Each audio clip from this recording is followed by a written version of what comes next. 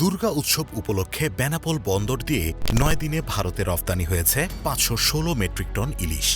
নতুন করে ২ দফায় আরও ১০টি প্রতিষ্ঠানকে ৫০ মেট্রিক টন করে ৫০০ মেট্রিক টন ইলিশ রপ্তানির অনুমতি দেওয়া হয়েছে। এ নিয়ে ভারতে ইলিশ রপ্তানি হবে মোট ২,৯৫০ মেট্রিক টন। ৩০ সেপ্টেম্বর পর্যন্ত শর্ত সাপেক্ষে রপ্তানির এই আদেশ কার্যকর থাকবে।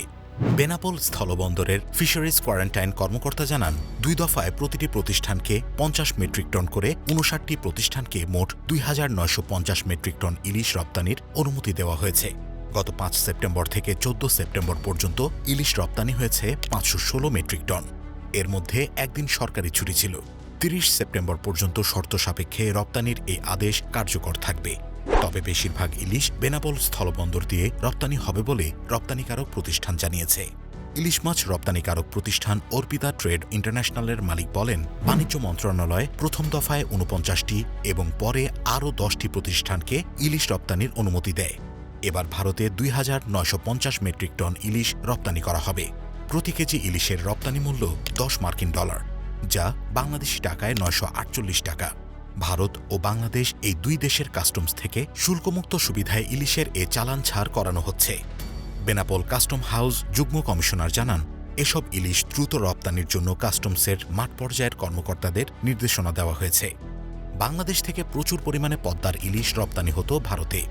তবে ইলিশ আহরণের জন্য পরিবেশ অনুকূল না থাকায় দিন দিন কমে আসছে ইলিশের সংগ্রহ। এতে দেশের চাহিদা না মেটায় সরকার ২০১২ সাল থেকে ইলিশ রপ্তানি বন্ধ করে দেয়। তবে ভারতে দুর্গাপূজার আগে প্রতিবছর নির্দিষ্ট পরিমাণে ইলিশ রপ্তানির সুযোগ দেওয়া হয়। এবছরও তাই করা হয়েছে।